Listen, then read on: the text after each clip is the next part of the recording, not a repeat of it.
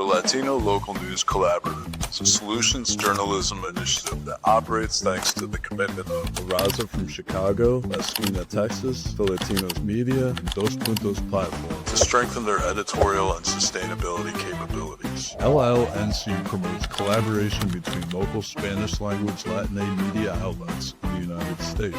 The goal is to expand information, education, and communication among Latin communities about civic, social, and democratic rights. The program originates from the studios of Filipinos Radio, and it airs on WPPM in Philadelphia, Pennsylvania. The program is in Spanish.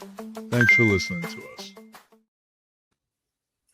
Muy buenas tardes, gracias por seguir conectados con nosotros a través de filatinos.com/radio. Ahora le invito también para que nos acompañe porque este programa también se transmite en video y yo los dejo con mi compañero Jesús del Toro. Muy buenas tardes.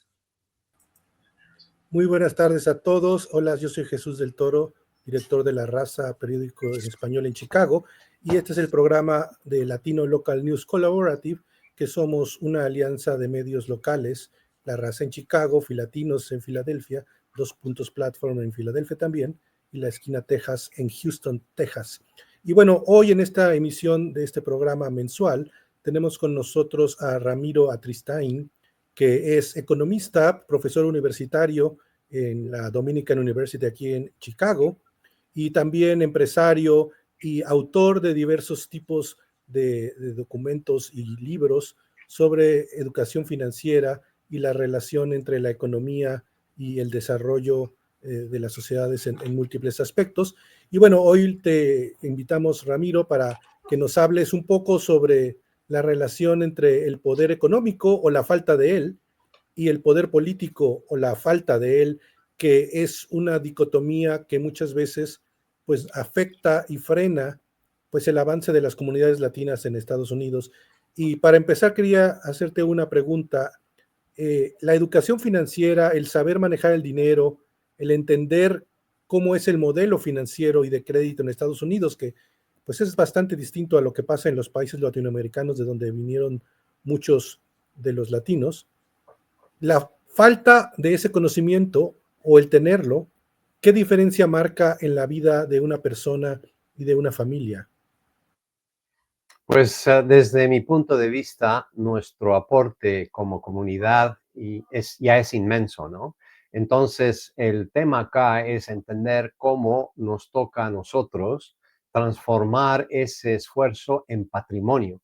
El patrimonio implica estabilidad y la estabilidad económica implica mucha más libertad para poder hacer cosas, para poder votar, para ejercer poderío económico, político, etcétera, etcétera. Entonces, para mí es una cadena, pero empieza desde la educación financiera básica. Y es más, en los Estados Unidos, hablando de este país, hay solo 27 estados y eran 26 hasta ahora, porque el nuevo estado que va a tener un requisito de educación financiera va a ser Illinois a partir de mayo 26. Entonces van a ser 27 estados donde hay ciertos requisitos y de esos solamente más o menos 12 o 11 son los que requisito en la preparatoria o secundaria se requiere que se enseñe educación financiera. Los otros se requiere que enseñen economía del hogar, que no tiene nada que ver con educación financiera, porque la economía del hogar, ese tema, fue desarrollado después de la guerra o en esa época, en los años 40, 50, para educar a las mujeres como para ayudarles a manejar el hogar. Pero o sea, si se ven conceptualmente, no tiene nada que ver con el mundo en el que vivimos hoy en día, donde se ha convertido el sistema financiero y todo mucho más complicado. Y si no se enseña nada de eso a nuestros niños, a nuestros adolescentes, además, en nuestra comunidad en particular, y esto lo he estudiado, tengo encuestas, tengo un libro que habla mucho de esto, no se trata el tema en los hogares. O sea, es un tema tabú en la comunidad latina. Otras comunidades es un poco diferente. Aparte de eso, puedo decir un par de cosas más. Otro, que el sistema en sí, me refiero al sistema financiero, no realmente educa a la gente con respecto a temas financieros básicos. Muy poco en ese caso. El sistema después, la parte cultural, traemos muchas cosas de Latinoamérica que nos nos cuesta confiar en el sistema financiero por el hecho de que vivimos en Latinoamérica o hemos vivido y venimos acá y no realmente nos enteramos, no nos educamos. Entonces, en general, si nosotros mismos no sabemos, no educamos a nuestros niños, el sistema no nos educa, las financieras tampoco. Entonces estamos en un tema donde no pasa nada. Y por más que aportemos a la comunidad desde el punto de vista económico, no aprendemos a construir patrimonio. ¿Por qué Ramiro, bienvenido a Latino Local News Collaborative? ¿Por qué cree que esto sucede? ¿Por qué los latinos será algún peso judio-cristiano que tenemos de no hablar de dinero, de considerar que el dinero no sé, que es algo que no se toca, porque pareciera que viene desde Latinoamérica, que no seamos como que ese tema no esté puesto en la mesa, a diferencia del tema político, que en Latinoamérica sí el tema político está sobre la mesa? Sí, definitivamente. Había mencionado 4 razones que no permiten que nosotros como latinoamericanos, como hispanos, crezcamos desde el poderío económico, ¿no? Hay un par más, pero hablando específicamente de la razón cultural, como yo más o menos la encajo, sí, tiene mucho que ver el aspecto cultural, histórico, desde mucho tiempo, ¿no? La cultura también está relacionada a la manera de aceptar la vida. Y si nos vamos a los, digamos, a las raíces mestizas de Latinoamérica, las culturas mestizas siempre han tenido una percepción circular de la vida. No es una percepción lineal, donde todo se recicla y pues no pasa nada. Y claro, las cosas van y vienen, todo vuelve al ciclo y encima a eso le añades la religión católica, le añades la política, la corrupción, la situación económica, le añades todo eso, se convierte en una sopa de condiciones que no permite que una persona se culturalmente tema como prioridad, que hay otro tema acá, el individualismo. En Latinoamérica tendemos a ser sociedades mucho más colectivistas. La sociedad anglosajona es individualista. Entonces, desde ese punto de vista, con esos otros factores, pues entendemos, o se ve, que en cierta manera se cree de otra manera con respecto al dinero. El dinero es un tema tabú, se convierte en algo que no se habla. Es más, basta ver algunas telenovelas o novelas en general escritas en la literatura del español. Vayámonos a las telenovelas. ¿Cuáles son los temas recurrentes? Aparte del amor, el desamor, el dinero. Los ricos son malos, los que ganan más son los malos, etcétera, etcétera. Todo relacionado con una cultura que está enseñándonos que tener dinero es malo o que otra cosa, yendo al individualismo. No hay un modelo de un holandés que analizó cómo las culturas han evolucionado en base a este tipo de cosas. Los asiáticos, los africanos, y no se trata de hablar de temas específicos generalizando, se trata de entender un poco cuáles son las razones o raíces de eso. En el caso de Latinoamérica, pues tenemos la cultura, como había dicho, que es esa mezcla de todo eso, que realmente no nos deja ver desde el punto de vista individual. En Latinoamérica es muy fácil, por ejemplo, si una persona le va muy bien y digamos que tiene, no sé, adquiere poderío económico, hay una desconfianza de la comunidad, de la sociedad con respecto a eso y lo cuestiona. ¿Por qué? Porque hay corrupción, porque hay políticos que aprovechan de eso y otras razones. En este país es todo lo contrario. Cuando un individuo le va bien y tiene una nueva casa, un nuevo automóvil, está mostrando poderío económico, todo el mundo lo aplaude. Eso está genial. Eso es lo que se supone que tienes que hacer. Entonces estamos hablando de un contraste cultural diferente. Entonces, un latinoamericano hispano que viene a este país tiene que enterarse, tiene que adaptarse un poco a eso si realmente quiere que le vaya bien en este país. Y yo soy partidario de que esa parte de la cultura que traemos no nos ayuda, nos atrofia con respecto a la parte del poderío económico. Estás mute, José Luis. Perdón. Aquí en la esquina TX, nosotros nos enfocamos mucho en protección al consumidor. Nos llegan muchos casos de fraudes o de personas que creen que han sido víctimas de algún tipo de estafa. Entonces, ya usted estaba hablando de que había un tipo de relación de fraudes, por ejemplo, y con una falta de educación financiera. Pero ¿cómo podemos fortalecerla? ¿Cómo podemos fortalecer a las familias para que tomen decisiones más informadas y no caigan en estas prácticas abusivas, digamos? Trato de ser realista, porque había hablado de 4 razones fundamentales, ¿no? es muy difícil conseguir que el sistema cambie. Eso vamos a lograrlo solo unidos en comunidad y apoyando, como lo que pasó en Illinois. Finalmente, pasó en Connecticut hace un par de años, en el 24, 23, donde la gente empezó a pedir esto es necesario. Bueno, hizo política pública para implementar educación financiera en las secundarias. Las instituciones financieras no son, serían los más adecuados para ayudarnos y educar, pero no lo son. Cuando hablamos de la parte cultural, pues es difícil, ¿no? ¿Cómo convences a tus abuelos, a mi mismo padre y yo? Él tenía dinero no debajo de su colchón, pero en una cuenta de ahorro, en vez de ponerlo en la bolsa de valores. Y aquí yo he trabajado asesorando a fondos y demás para invertir su dinero y hacer crecer tu patrimonio, ¿no? En la bolsa de valores. Pero, en fin, a lo que me voy es, esa parte cultural es difícil y hay que entenderla. Y la parte para mí, la única, y no necesariamente toda la solución, pero un paso adelante es la educación financiera básica, de entender un poco el sistema, entender ciertos conceptos y sobre todo la aculturación. Yo parto del punto de vista de que si por ejemplo hablo de un vecino, y esto se me ocurrió hace años, ¿no? Cuando salía y veía a mis vecinos y me llevaba muy bien con ellos, y era genial. Y un día pensé, si me llevara mal con un vecino, sería horrible salir y encontrarte, no quieres verlo, no sé. De ahí se me ocurrió, ¿qué pasa con nuestra relación con el dinero?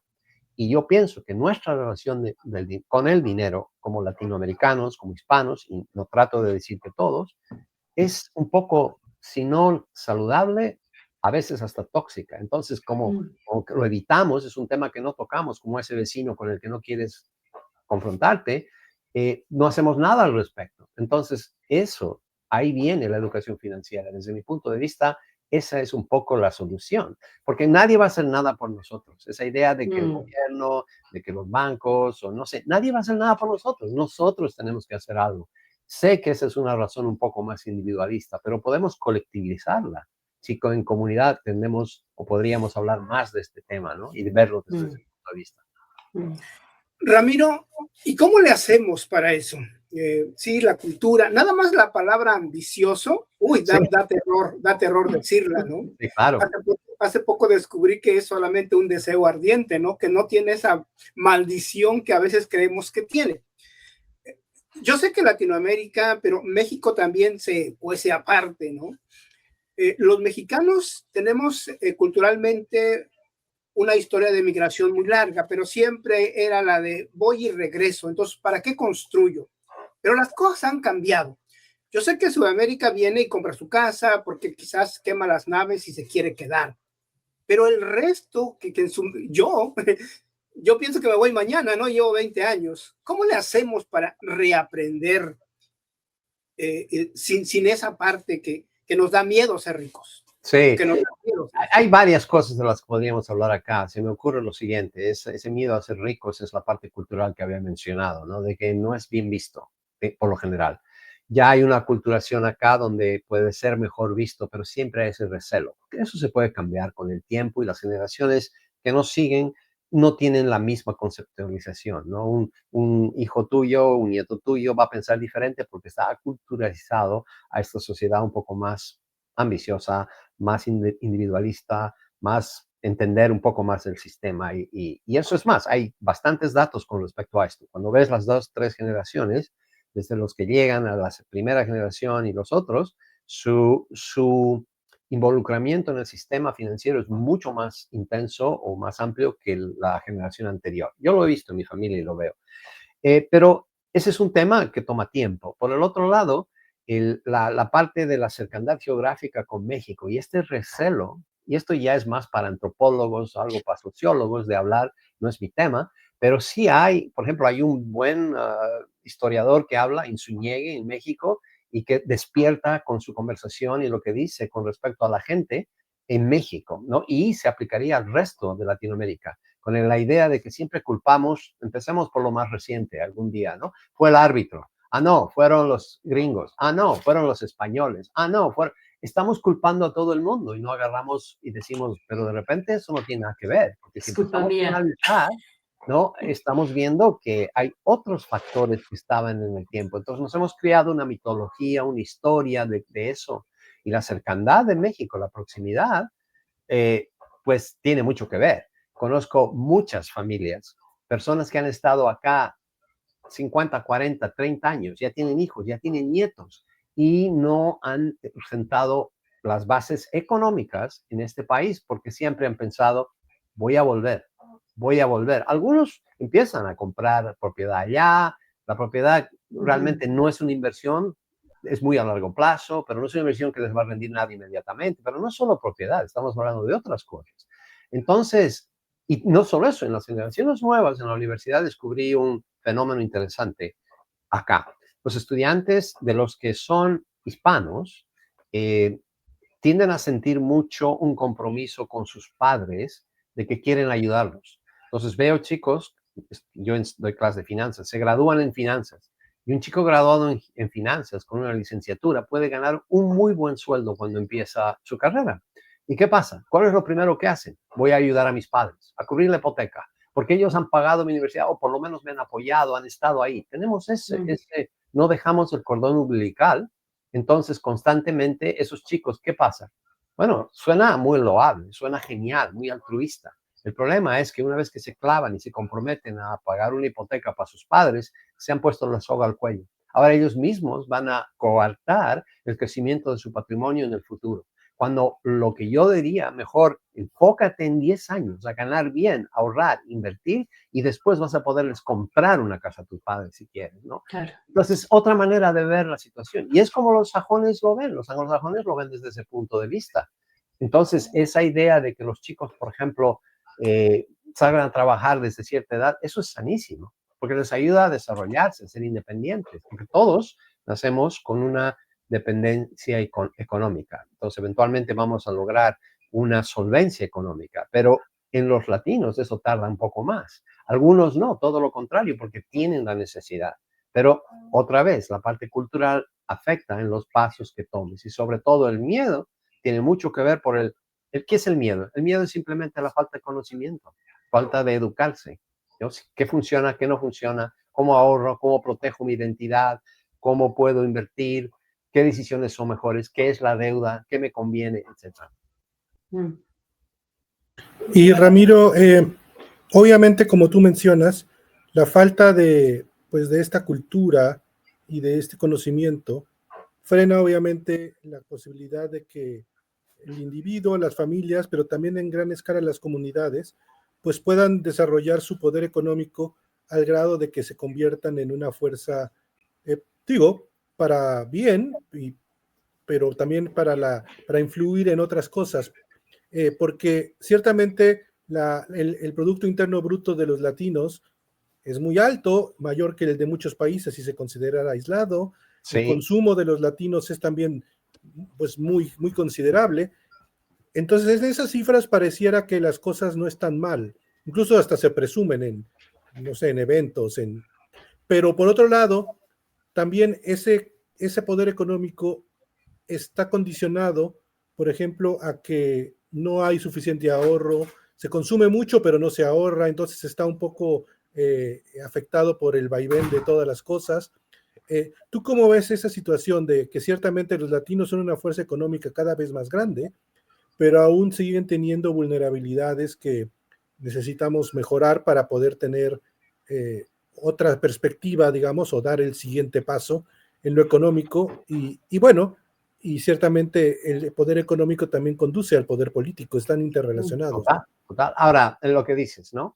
De las cifras del 23 y las 24 son un poquito más nada más, pero 4.1 mil millones de dólares, porque en inglés se dice 4.1 billones, es nuestro aporte al PIB, al Producto Interno Bruto, como latinos. Como dijiste tú, como si fuésemos un país, seríamos el quinto o sexto país en PIB, ¿no?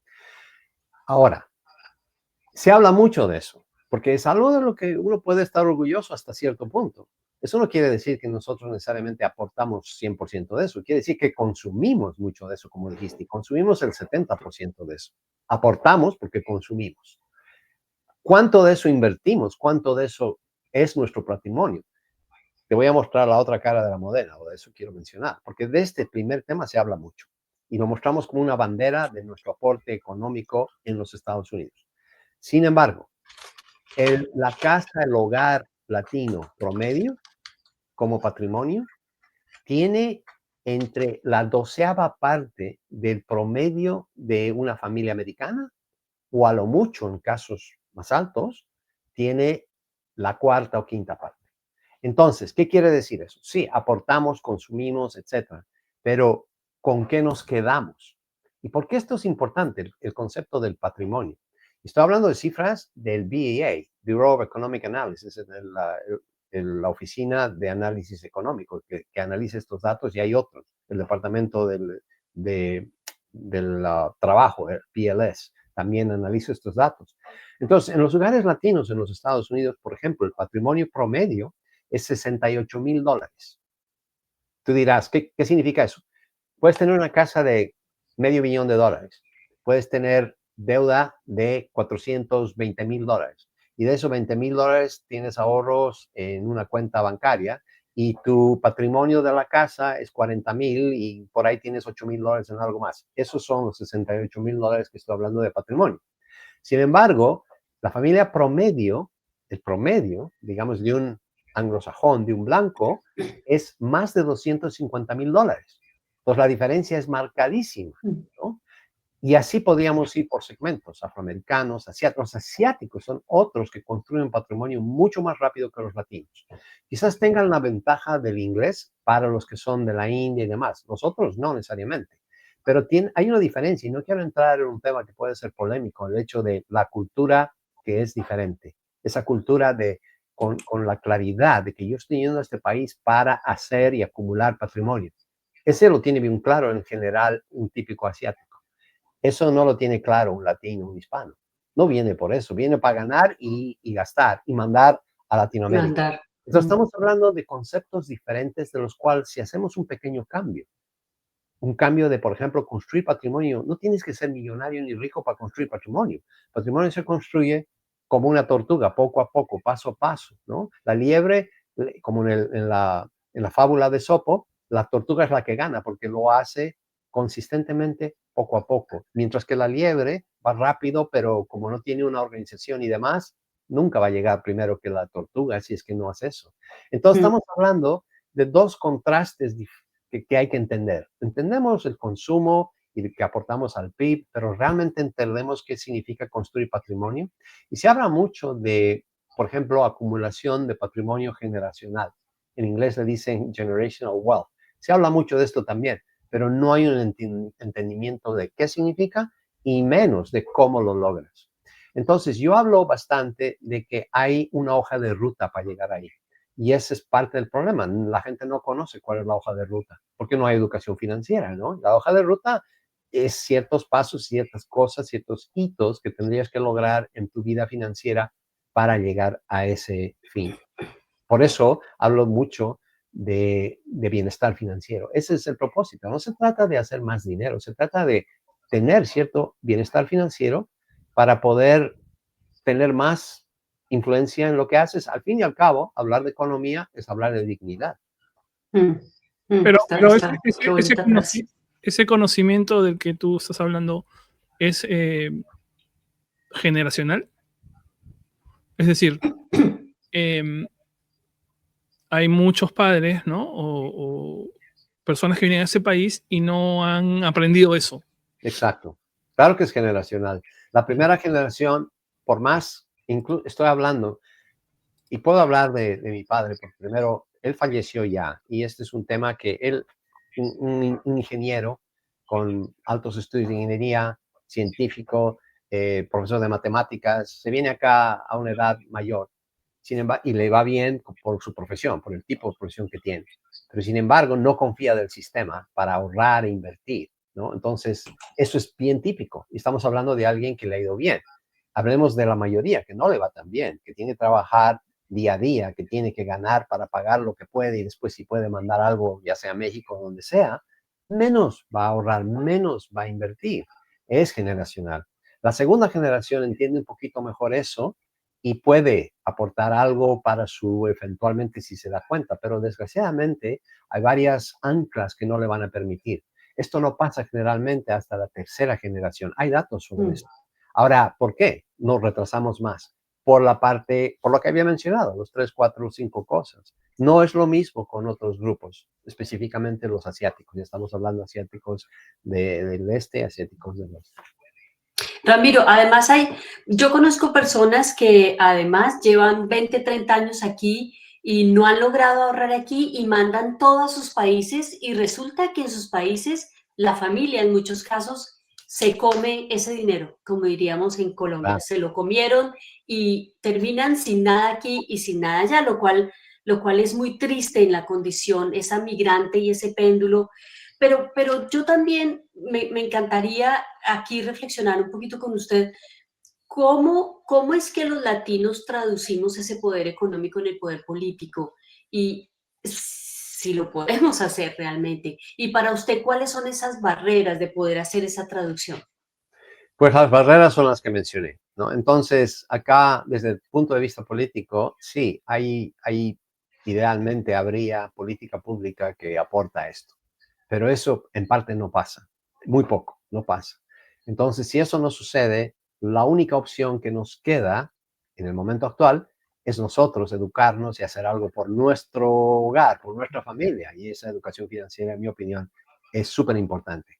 Hasta que podamos tener el oído de los políticos que quieran hacer algo al respecto. Y las instituciones y demás, ¿no? Aparte de que culturalmente ese es un cambio totalmente diferente. ¿Y qué pasa con los medios? Los medios tienden a reforzar esa cultura, porque es bonito ver esas telenovelas donde lo típico que se oye, ¿no? Y nuestros hijos quizás, a la primera generación, tiende a crecer oyendo y creyendo eso. Ya la siguiente quizás no tanto. Entonces creo que es, para mí, la única, y no hay solución fácil. Todas estas cosas son ideas para lograr algo.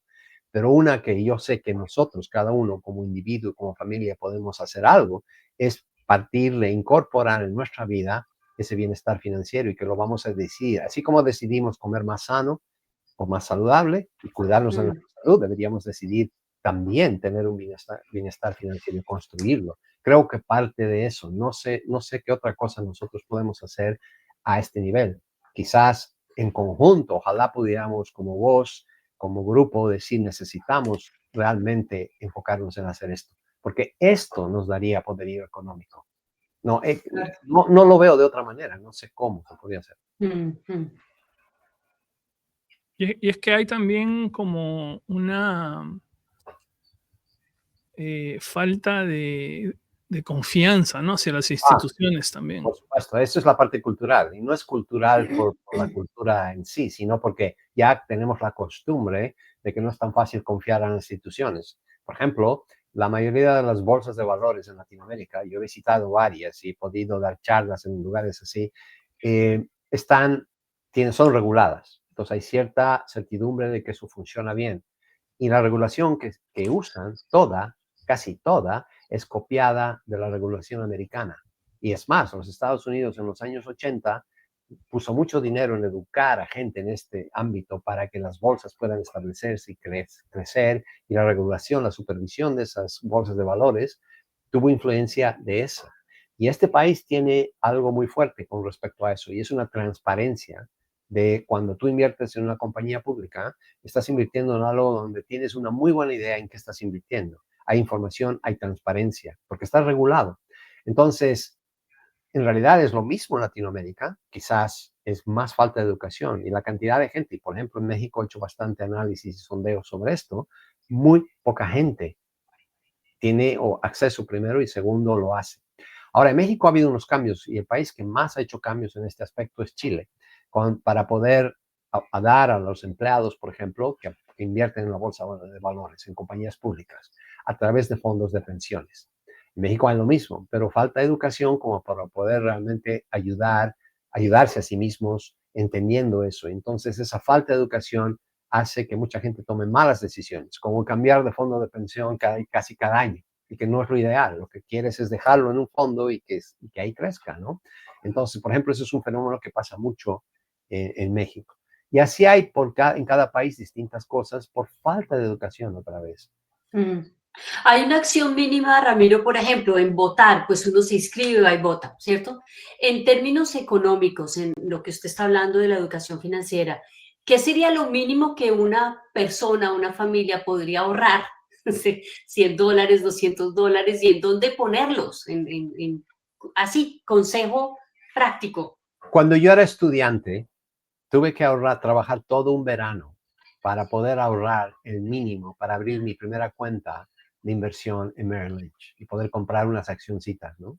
¿Cuánto ahorró? En ese entonces, estamos hablando de hace 30 años, Ok. yo ahorré algo así como $2,500 en un verano, que ahora no suena mucho, pero en ese entonces ganarse $2,500 en un verano era para un estudiante de Eso es 22 bien grande. años, era bastante. Con el objetivo de abrir mi cuenta y la abrí. Desgraciadamente, uno de esos años que cuando abrí, la bolsa de valores tuvo una baja tremenda el siguiente mes. Pero bueno, eso fue una experiencia, la primera, donde aprendí, wow, mucho. Claro. Y de ahí ahondé más en el tema. Y tuve mentores al respecto. Pero hoy en día, cualquier persona puede abrir una cuenta de corretaje con $5. Corretaje. Corretaje, que es la bolsa, que es un acceso a poder comprar acciones en la bolsa de valores. Ahora, hay varios tipos de cuentas, ¿no? La cuenta donde puedes invertir para largo plazo, por ejemplo, tipo pensión, un IRA o un Roth IRA, etcétera. Hay varios instrumentos, yo le llamo vehículos, ¿no? Esos son vehículos, porque son vehículos definidos de acuerdo a la parte imponible.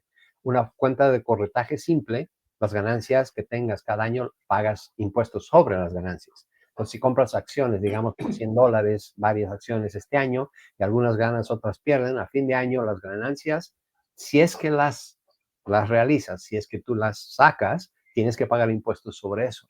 Y eso es todo. En una cuenta de largo plazo como la IRA o de pensión, no tienes que pagar impuestos hasta el día que las saques, que puede ser cuando cumplas 62, 65 años o 70 años, lo que tú decidas, a partir de los 60, básicamente. Entonces, estamos hablando de muchos vehículos, muchas opciones, ¿no? Y hoy en día, por ejemplo, los jóvenes de la generación más joven, lo que llamamos la generación Z, tienen mucho más acceso y entienden, y es hasta mucho más popularizado usar este tipo de aplicaciones. Invierten. Entonces es Claro. interesante, sobre todo los que son estudiantes de universidad, se meten a hacer esto. Ahora, eso podría ser una familia latina también, pero esa desconfianza, primero, y segundo, ese desconocimiento de cómo funciona esto, no lo analizan, no lo buscan. Y sin embargo, tengo varios ejemplos de estudiantes a los cuales he desafiado. Abran una cuenta de este tipo, pongan $5 y a final de semestre vamos a ver qué pasa. Y todos se les abren los ojos porque ven, wow, de esto empieza a crecer poco a poco. Y es más, Y es real. hace 2 semanas recibí un correo, se los puedo mostrar, de una alumna que ya se graduó, que cuando se graduó me dijo, ¿qué me recomiendas? ¿Qué tipo de cuenta? Y le recomendé, abre una de corretaje y una para tu pensión. Perfecto. Y la de corretaje, pon cada mes lo que puedas, $50, lo que puedas. Y ella se impuso la disciplina 2 años y medio atrás, o 3 años y medio quizás. Me mandó un correo para decirme 1,000 gracias. Logré mis primeros $100,000 en mi cuenta de corretaje. Y eso no me Wow. contó todavía de las cuentas de pensión, que debe tener algo. Para mí, eso es, y esta es una estudiante latina que obviamente entendió, captó, y cuando ya ve que crece, se da cuenta, esto hay que hacer. Le Yo, sirvió la clase.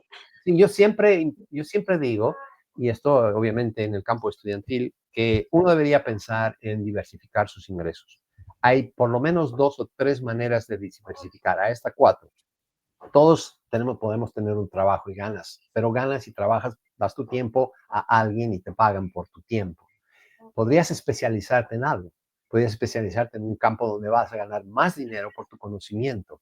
No sé, abogado, contador, plomero, electricista. Son carreras especializadas que pagan muy bien. Esa es otra manera, y ya cambias de ser simple empleado a ser alguien que puede hacer algo más.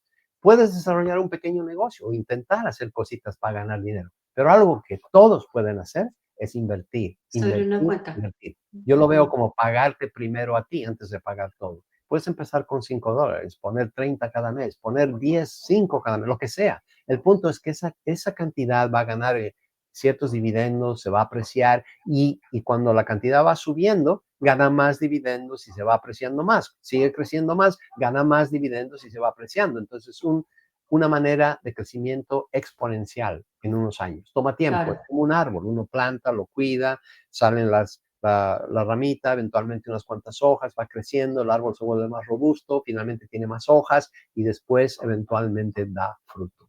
Es realmente así. Pero además debe generar como un sentimiento muy cómodo, muy de aquí estoy invirtiendo, tengo un futuro. Exacto, exacto. Entonces, Ramiro, otro tema, me preguntabas antes tú, Edgar, con respecto a, digamos, comprar una casa allá o invertir allá, lo que sea. Hoy en día el capital es bastante movible. O sea, si haces una inversión acá, podrías mover ese capital a otro país si quieres. Claro, hay el tema de impuestos y demás, pero no es fijo. Entonces, por eso bienes raíces no siempre, digamos, es lo ideal, pero por lo menos es algo, porque bienes raíces no es líquida. Entonces, una inversión líquida te permite, te da la flexibilidad, la independencia, hasta la libertad de poder mover ese capital donde tú quieras. Ramiro, yo tengo una pregunta de Kinder y Por de una favor. audiencia que es rural como yo y que siempre decimos, bueno, es que no es el momento para ahorrar ni para invertir porque la situación está pésima, ¿no? Sí, sí. Y ¿Dónde más puedo? ahora. Pero bueno, ya dijiste que con 5 se puede. ¿Hay algún Kinder para aprender a invertir estos $5 o dónde voy y busco esta información? Ya, hay, y está regada por todo lado, ¿no? Hay algún lugar donde podría decir, hay esto, ¿no? Hay algunos que hablan, hay podcasts también del tema, pero lo que voy a hacer es a cada uno de ustedes, me gustaría, si me facilitan su dirección, mandarles mi libro, que sería un punto de partida y a ver si eso, no sé, puede ser un punto de conversación. Pero hay información, hay programas de radio, hay un poco, como digo, no hay la cantidad que debería haber, menos en español. ¿Por qué? Porque quizás no es un tema de demanda tampoco, es un tema de desinterés, yo creo, ¿no? Es más, a mí me sorprendió mucho cuando la editorial, después de yo hacer un libro en español que les pareció genial, me piden que lo haga en inglés. Por lo general es al contrario, ¿no? ¿Y es por qué? Porque Claro. hay más interés de la gente que habla inglés o probablemente quizás hispanos que quieran leer el libro, no sé. Tercera Entonces, generación.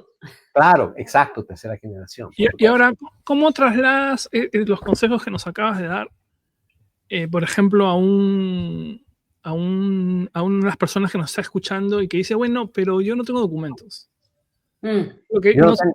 no tengo documentos, no estoy bancarizado. Vale, vale. No Bueno, tengo todo. hay un par de cosas, y especialmente en esta época, ¿no? Una persona sin documentos que tiene un número ITIN puede abrir una cuenta de banco. Ciertas compañías de corretaje permiten, es más, hice un análisis de qué compañías te permiten y qué no, son muy pocas, pero hay algunas que sí te permiten abrir eso.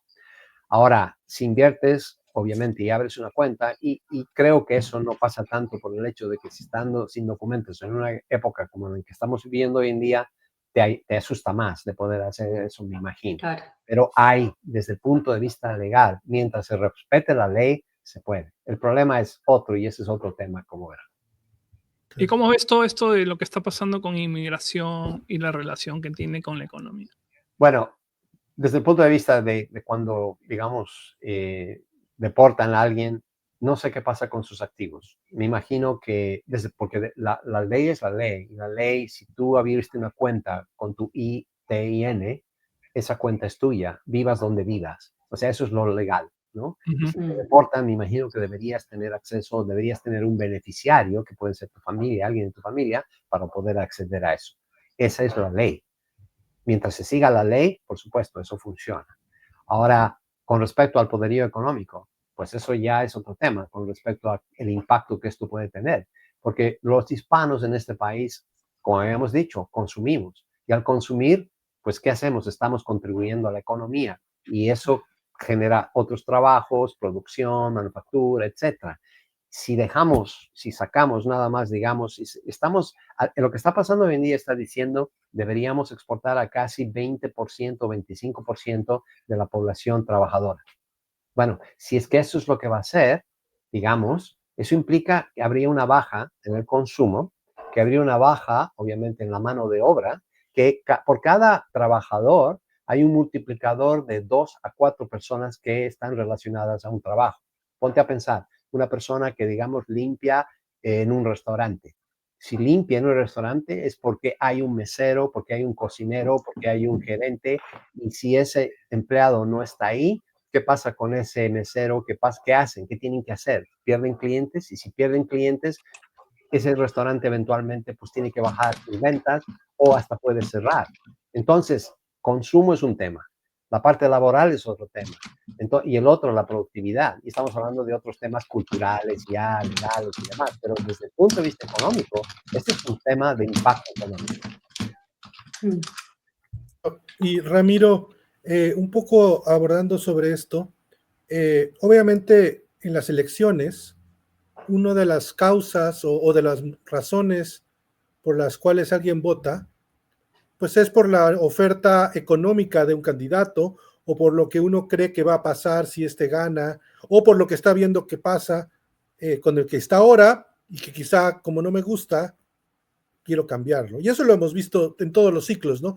Pero ahora estamos viendo obviamente que pues por ciertas acciones, obviamente, como tú dices, los efectos de deportaciones masivas que podría tener en la economía, pero también otras, como por ejemplo la imposición de aranceles, ahora el cierre del gobierno federal, por pues esas disputas sobre cuestiones en el presupuesto del seguro de salud, todo esto hace que la economía ciertamente no esté yendo hacia donde pues todos quisiéramos que fuera, ¿no? Sea cual sea el partido.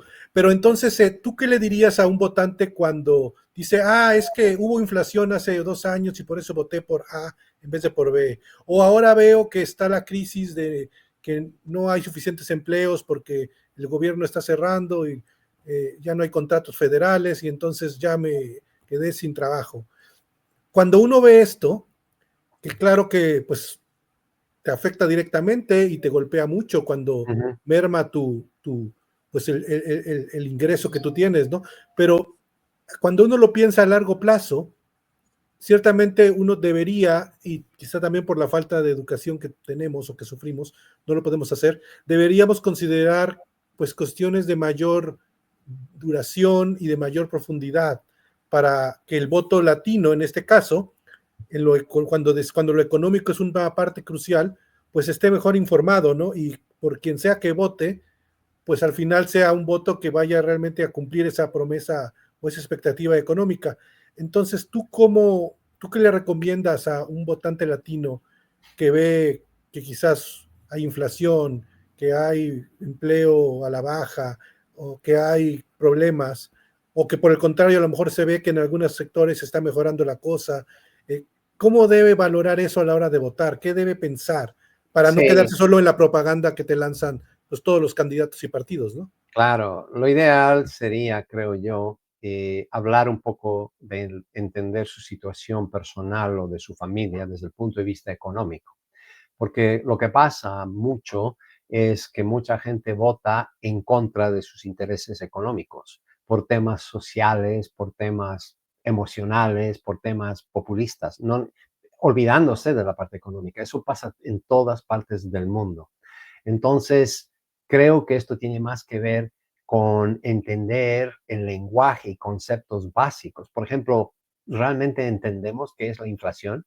Si no entendemos qué es la inflación, ¿cómo podemos tomar una decisión con respecto a alguien que ofrece una propuesta de cómo, digamos, bajar la inflación? ¿No? Ahora estoy hablando de un tema que obviamente es profundo, la inflación es un tema amplio, pero habría que entender ciertos conceptos. Entonces, yo le diría que veamos su situación y cómo le impacta la inflación. Y si pudiera, digamos, mostrarle eso, sería un tema, aparte de que hay otros, con datos simples, con una realidad que tenga en su hogar, o sea, con números incluso que sean de su realidad. Compararía las opciones que tenga directamente, cómo le van a impactar. ¿Qué significa si se bajan los impuestos o si se suben los impuestos o si te bajan o si te suben los beneficios? ¿Qué significa eso para tu familia, no? Y me iría desde el punto de vista práctico, ¿cuál sería el resultado? Si candidato A, candidato B, hacer un análisis. Por ejemplo, eso es algo que nuestros medios ojalá hicieran cada vez que hay elecciones, ¿no? Hacer una comparación y decir, esto es lo que pensamos. Pero ahí viene el tema de la opinión, ¿no? Y ahí viene la influencia de los intereses, que es otro tema aparte.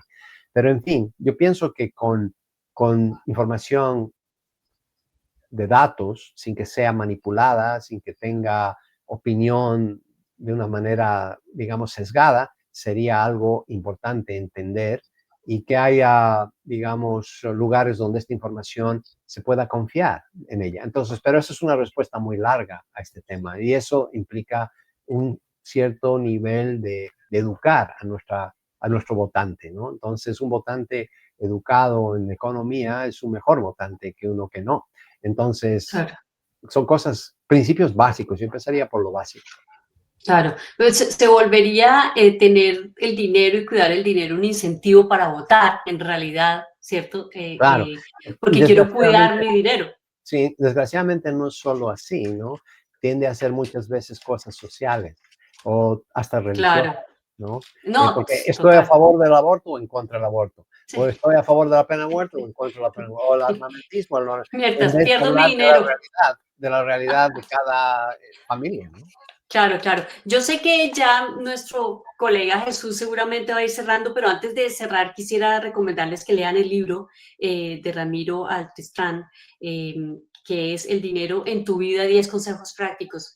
Quizá en otro programa le podemos pedir cuál es el mejor consejo, pero yo ya lo dejo ahí porque se nos acaba el tiempo. Claro. Sí. Bueno, el consejo fundamental que yo implementé en mi propia vida desde temprana edad, gracias a Dios, y esto fue porque fui aculturizado por mis abuelos que vivieron en la época de la depresión, cuando pasaron épocas económicas muy devastadoras en los años 30. Entonces, una lección que ellos aprendieron, porque perdieron casi todo, era que lo que había que hacer es reconstruir tu patrimonio poco a poco, y era la única manera. Entonces, ese poco a poco es la fábula otra vez de la liebre y la tortuga, que lo vas haciendo poco a poco consistentemente. Y eso fue lo que yo apliqué en mi vida y gracias a eso pude decidir y trabajar en ello, de decir, y esto fue no por accidente, fue por un poco de decisión personal en tomar las riendas de mi propia libertad financiera, ¿no? Y eso gracias a lo que mis abuelos me habían impartido, por las historias que ellos contaban de esa época cuando ellos eran jóvenes, en los años 30, donde perdieron casi todo. Entonces, yo le diría, como consejo, págate primero.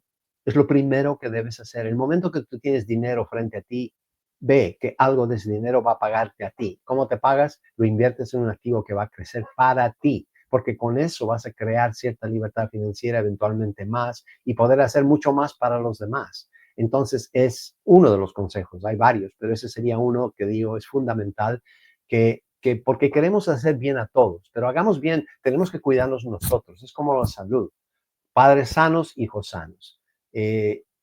Porque si nos enfocamos, digamos, en las generaciones que vienen solamente y no nos cuidamos nosotros, no les va a ir tan bien a la generación que viene. Entonces, parte de uno mismo. Al final, como dije, hablar de economía es hablar de dignidad.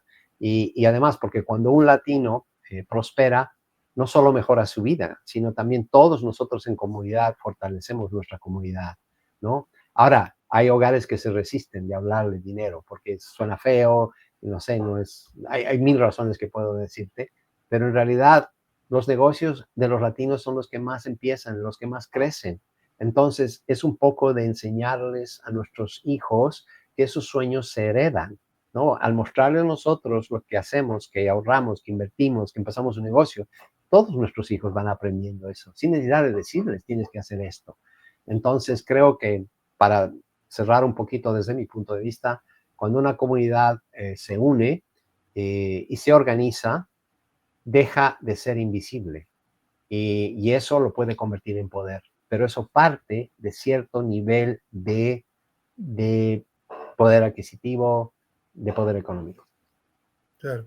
Pues muchas gracias, Ramiro, por esta entrevista. Todo lo que nos has contado nos pone a pensar bastante sobre, obviamente, lo que podemos hacer cada uno de nosotros para mejorar nuestra situación económica y, obviamente, para mejorar la de la comunidad en general. Pues muchas gracias por haber estado aquí con nosotros. Este fue el programa de Local News Collaborative de Latinos en Filadelfia, 2 Puntos Platform en Filadelfia, La Esquina TX en Houston, Texas, y La Raza en Chicago. Y pues muchas gracias y nos veremos aquí en la próxima emisión en algunas semanas. Muchas Gracias a ustedes. Gracias, Ramiro. Buenas tardes. The Latino Local News Collaborative is a solutions journalism initiative that operates thanks to the commitment of Raza from Chicago, La Esquina, Texas, Filipinos Media, and Dos Puntos platform to strengthen their editorial and sustainability capabilities. LLNC promotes collaboration between local Spanish-language Latin media outlets in the United States. The goal is to expand information, education, and communication among Latin communities about civic, social, and democratic rights. The program originates from the studios of Filipinos Radio, and it airs on WPPM in Philadelphia, Pennsylvania. The program is in Spanish. Thanks for listening.